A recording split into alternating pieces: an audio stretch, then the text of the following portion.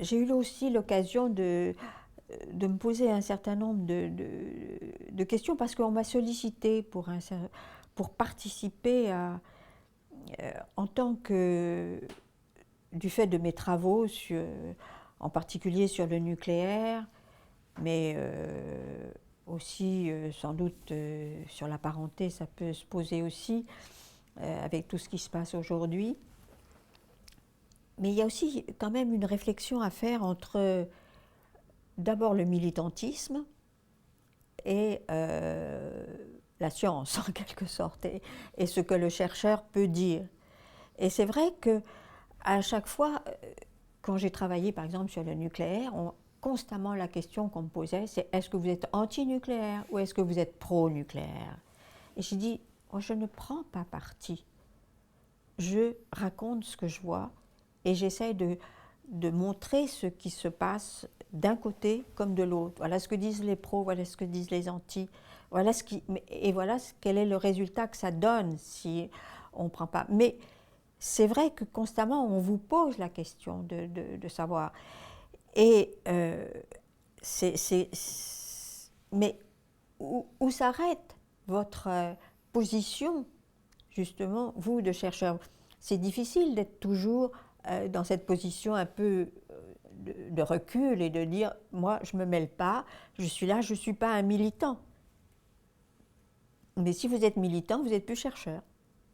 Et donc, si j'avais pris position pour les antinucléaires à La Hague ou si j'avais au contraire pris position pour les pronucléaires, je n'aurais pu eu accès à aucun des deux. Et c'est vrai que se posaient beaucoup de questions sur la sûreté, sur le problème après, surtout de Tchernobyl. Et donc, j'ai été sollicitée pour... mais malgré tout, à un certain moment, il faut savoir ce qu'on veut et quand même se dire oui, je peux apporter au moins mes connaissances. Et par exemple, quand il a été question d'installer une nouvelle à Flamanville, où il y avait déjà la centrale nucléaire, et donc d'installer l'EPR, qui est une nouvelle centrale nucléaire beaucoup plus importante que celle qui était en place, et qu'on a fait un débat public, c'est-à-dire qu'avant de décider d'installer cette EPR, cette centrale nucléaire nouvelle génération à Flamanville, il y a eu ce qu'on appelle en France un débat public, c'est-à-dire qu'on a demandé à un certain nombre de personnes de poser la question est-ce qu'il faut, oui ou non, installer cette nouvelle centrale, cette nouvelle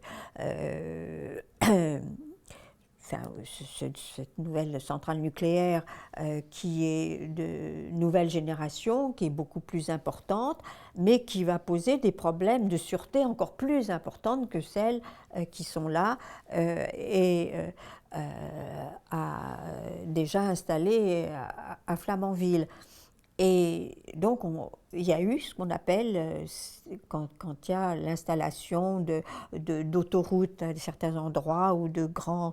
il y a ce qu'on appelle en France, comme au Canada, partout, il y a dans toutes les grandes démocraties, ce qu'on appelle les débats publics sur ce sujet. Et donc, on m'a demandé de faire partie des membres de ces débats publics, c'est-à-dire d'être là pour écouter à la fois Électricité de France, EDF, qui donc était le maître d'œuvre de cette nouvelle centrale, et puis ceux qui n'en voulaient pas, c'est-à-dire un certain nombre d'associations d'antinucléaires ou de personnes qui disaient ce type bon, de nouvelles centrales n'est pas, est trop importante et trop, posera de tels problèmes de sûreté que c'est pas possible. Donc voilà, il fallait prendre position entre. Alors j'ai fait partie effectivement de ce débat public pour essayer d'apporter ce que un chercheur qui prend une certaine distance vis-à-vis en écoutant les deux parties, pouvait ensuite restituer. J'avoue que le problème a été un peu difficile parce qu'on a été pris entre deux feux et surtout que, en fin de compte, l'État français a décidé de faire la centrale nucléaire, enfin l'EPR, de construire la centrale avant même que le débat public soit terminé. Donc, ce n'était pas tellement la peine de poursuivre. Mais ce que j'ai pu, en tous les cas, écrire quelque part dans des travaux que j'ai publiés dans des revues scientifiques, c'est montrer l'inutilité du débat public. De montrer comment on peut bafouer. Ce n'est pas la peine de mettre en avant, de dire, vous voyez, on prend le temps de débattre publiquement de ces grandes installations industrielles qui vont bouleverser la société environnante, si n'importe comment la décision est prise avant même qu'on ait terminé les débats. Donc voilà, j'ai montré l'inutilité, en écrivant un certain nombre d'articles, l'inutilité des débats publics tels qu'ils étaient faits en France actuellement. Et puis il y a eu aussi d'autres faits, par exemple, que on m'a demandé de Greenpeace, qui avait dit que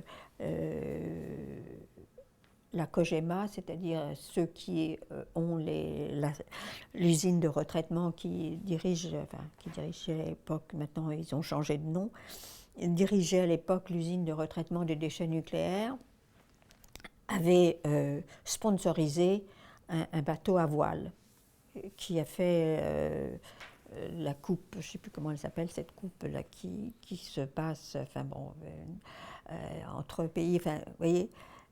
Donc il y avait une sorte de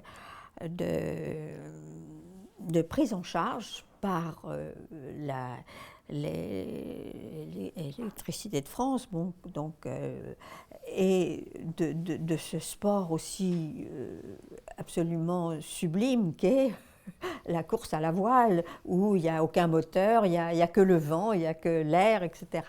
Et donc, on était très loin du nucléaire et de tout ce que, de tous les problèmes que pose le nucléaire.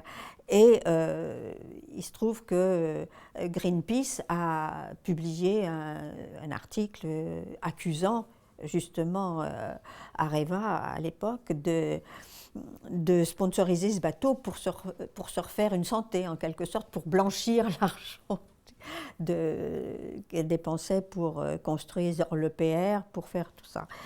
Et Areva a attaqué le journaliste de Greenpeace, et Greenpeace m'a demandé d'aller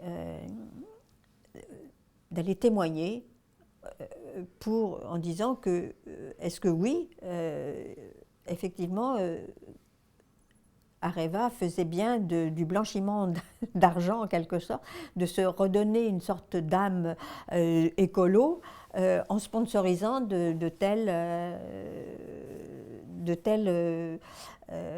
manifestations sportives et écologiques en quelque sorte.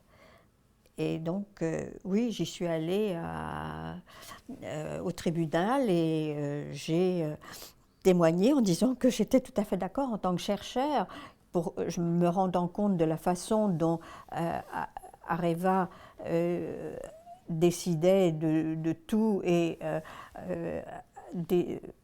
avait pris en charge, avait pris en main l'ensemble de ce qui se passait, à la fois de compétitions sportives ou de compétitions scolaires ou de voyages particuliers, etc., en sponsorisant toutes ces manifestations sociales, eh bien, effectivement, se donnait bonne conscience et en même temps faisait en sorte que les gens ne parlaient pas, ne disaient rien et se taisaient. Donc Areva a été condamné pour avoir attaqué Greenpeace et Greenpeace a gagné pour une fois.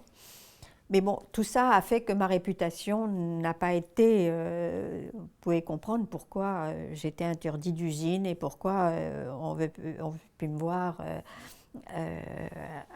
près des usines nucléaires à Lara ou ailleurs.